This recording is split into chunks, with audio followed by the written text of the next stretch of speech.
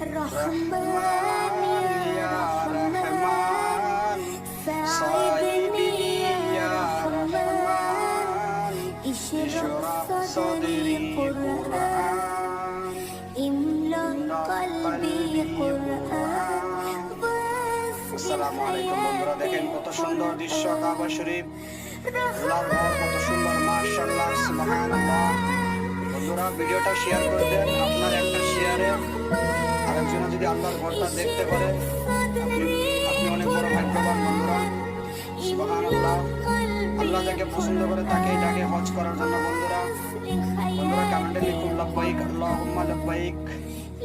মাশাআল্লাহ মাশাআল্লাহ। বন্ধুরা সেই ভাইয়ের জন্য দোয়া করবেন, ভাই মক্কা শরীফে থাকে।